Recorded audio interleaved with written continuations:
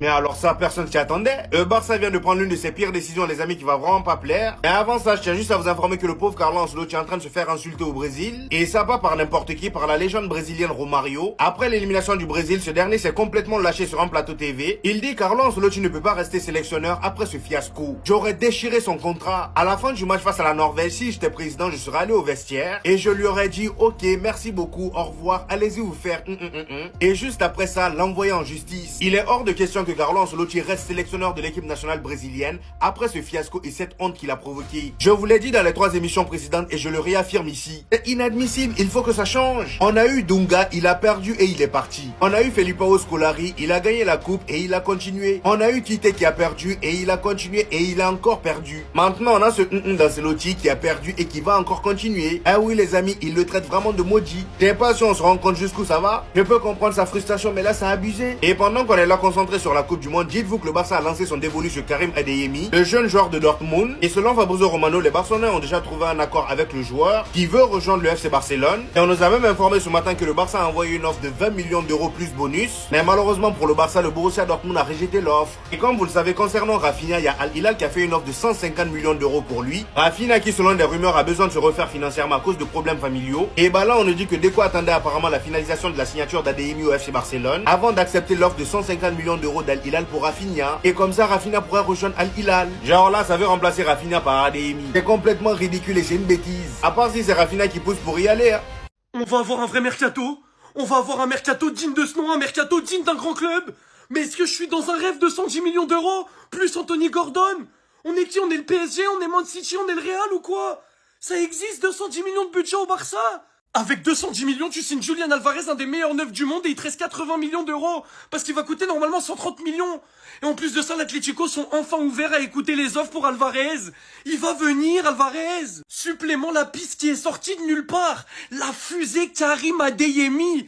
Ça voudrait dire que pour réceptionner les passes de Yamal, dans la profondeur, on aurait Gordon, Adeyemi, Rafinha, Alvarez.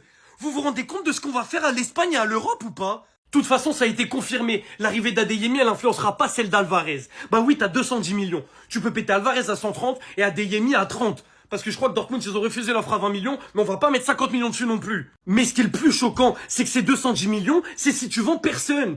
Évidemment, on va vendre. Donc on aura encore plus à dépenser. Donc tu peux faire Alvarez, tu peux faire Adeyemi, tu peux faire de la défense centrale, tu peux faire du latéral. Est-ce que vous saisissez ce qui va se passer? Je crois que le plan de Flick, il est très simple. Lamine Yamal finit à 40 passes D sur la saison. Alvarez, un vrai neuf. Gordon, Rafinha, Adeyemi dans la profondeur. Il suffit que tu défendes haut et cuit. La qualité de passe de Yamal avec ses fusées là dans le dos, tu prends le but obligatoirement. Et en plus de ça, avec les ventes, tu peux te renforcer en défense au poste de latéral, etc. Est-ce que vous savez l'équipe qu'on va avoir l'année pro? Est-ce que vous vous rendez compte si ça se fait, ce qu'on va avoir l'année pro? Évidemment, nous sommes le FC Barcelone, on s'est fait berner plus d'une fois. Donc on va rester calme. Mais 210 millions, l'Atlético qui s'ouvre à des transferts, Adeyemi. Est-ce que vous vous rendez compte de ce qui peut se passer cet été? Un vrai mercato pour le Barça.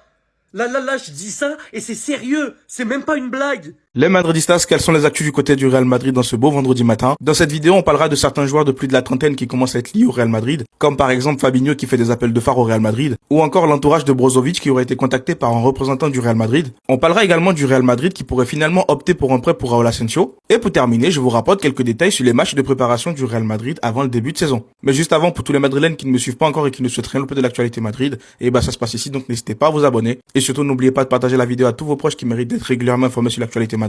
Allez, on enchaîne. Pour commencer, c'est El Chiringuito qui nous rapporte les propos de Fabinho concernant une potentielle signature au Real Madrid. Et ce dernier dit mot pour mot: qui ne voudrait pas jouer au Real Madrid, c'est la plus grande équipe du monde. J'ai le temps d'y réfléchir et d'en discuter avec mon agent. Et petit détail très important, le Brésilien est actuellement libre de tout contrat. Alors moi, je veux bien comprendre la politique du club de ramener des joueurs expérimentés, mais là aussi doucement. Tu ramènes déjà Bernardo Silva qui a 31 ans, là tu vas nous rajouter encore Fabinho qui lui a 32 ans. Après, certains me diront qu'il est libre de tout contrat, donc en vrai ça va, mais doucement.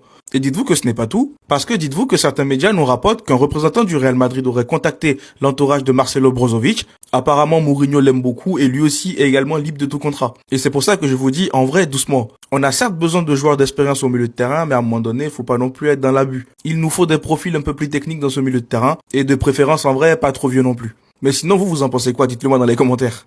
Mais sinon, le journaliste Latigo Serrano nous rapporte que si Raúl Asensio devrait quitter le Real Madrid, il souhaite que son prochain salaire soit à peu près égal à ce qu'il touche actuellement au club, et le Real Madrid serait prêt à le prêter avec option d'achat vu le manque d'offres pour le signer. S'il te plaît, Raúl Asensio, commence pas à faire le compliqué, on a besoin de libérer de la place pour d'autres défenseurs. Je t'aime bien, mais prends les bonnes décisions s'il te plaît. Et pour terminer, Diario AS nous rapporte que le Real Madrid aurait programmé 4 matchs de préparation avant le début de saison. Les 4 matchs sont censés se dérouler en Europe et il n'y aura pas de tournée estivale. Et par exemple, l'équipe se rendra en Autriche le 1er août pour un match amical. En soi, si j'ai l'occasion et si les matchs sont diffusés quelque part, je vais essayer de vous couvrir un tout petit peu ces matchs amicaux-là. Et vous savez à quel point moi j'ai hâte que la nouvelle saison commence. Dans tous les cas, vous dites-moi dans les commentaires ce que vous avez pensé des actus de ce vendredi matin. Et surtout, pour ne rien louper, vous savez ce qu'il vous reste à faire. Abonnez-vous. On vous dit qu'en équipe de France, il n'a pas la même attitude.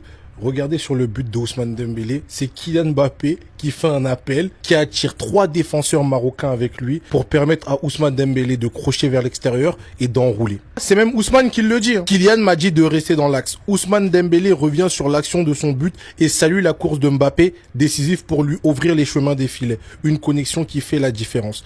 Les gars, Mbappé en équipe de France, c'est pas le même joueur qu'au Real Madrid. Faut faire bien la différence entre les supporters madrilènes qui câblent de lui au Real Madrid en équipe de France. En équipe de France, c'est pas le même joueur. En équipe de France, il a une attitude irréprochable. C'est un leader. Il fait les courses. Il presse. Vous savez que l'équipe de France est l'équipe qui a le plus pressé lors de cette compétition, menée par Kylian Mbappé offensivement. C'est pour vous dire que moi, j'ai beaucoup d'attentes. Franchement, après cette Coupe du Monde au Real Madrid, j'ai vu de quoi Kylian il est capable. J'ai vu à quel point il sait être un leader. Moi, j'ai des attentes. Je vous jure, les gars, que j'ai des attentes. C'est trop ce qu'il propose. C'est trop. Là, c'est un leader. Là, il joue pas que pour lui. Il joue pour l'équipe. Et donc, l'équipe lui rend bien. Moi, j'ai beaucoup d'attentes. Ce joueur-là, quand il veut, il est phénoménal, en fait. Le dictateur a encore récidivé. Sorti sur blessure, Upamecano n'arrête pas de demander à Kylian à qui il donne le brassard. Papa va lui donner un regard pour que celui-ci aille le donner à William Saliba. Tout le monde s'exécute pour que finalement Mike Maignan ait le brassard finalement. Ils ont pas le droit de célébrer, wesh. Le temps qu'il était pas là, ils avaient pas le droit de célébrer. Maintenant, on comprend tellement cette déclaration vis-à-vis du leadership qu'il a gagné dans l'équipe et du respect surtout. Quand celui-ci a cité, il y a beaucoup de jeunes joueurs dans l'équipe qui me voient un peu comme un joueur plus âgé. Je dois donner l'exemple parce que je suis un joueur qui a disputé énormément de matchs de Coupe du Monde. Je sais ce que c'est de jouer en Coupe du Monde et je dois le transmettre à tous mes coéquipiers. On est tellement tous en train de kiffer cette version de Kylian et on espère bien évidemment pas que ça s'arrête. Surtout quand Fabrice Hawkins vient nous rapporter et vous connaissez sa fiabilité. S'il n'y a pas de doute sur le fait qu'il pourra tenir sa place en demi-finale contre la Belgique ou l'Espagne, l'état de la cheville de Kylian Mbappé sera suivi de près par le staff pour qu'il soit en pleine possession de ses moyens. Sachant que c'est la même cheville qui a été victime du tacle de Loïc Perrin en finale de Coupe de France en 2020. Si sa cheville va mieux depuis, elle reste fragile. C'est pour cela que le staff de l'équipe de France il fera attention lors de ses prochains jours. Il est littéralement le joueur de cette compétition et vous savez ce que ça veut dire. Derrière tout ça, s'il y arrive, il y a un ballon d'or les gars. On a Lamine Yamal qui vient d'envoyer un lourd message à la Belgique et étant donné qu'ils vont s'affronter en quart de finale, comme vous le savez depuis le début de la compétition on voit qu'il est assez moyen. Il a donc pris la parole pour rassurer tous les Espagnols et voici ses propos. Il dit plus on se rapproche des demi-finales ou de la finale, mieux je joue. Je n'ai jamais été un joueur qui est à son meilleur niveau durant les phases de groupe. Ce qui veut dire que là, face à la Belgique de Thibaut Courtois, il va monter d'un cran en termes de niveau. Et d'ailleurs, il en a même profité pour parler de Thibaut Courtois également. Voici ses propos. Il dit Thibaut Courtois va me rendre les choses plus difficiles. Pour moi, il est l'un des meilleurs gardiens au monde, mais comme toujours, je jouerai pour gagner et je ne penserai à aucun joueur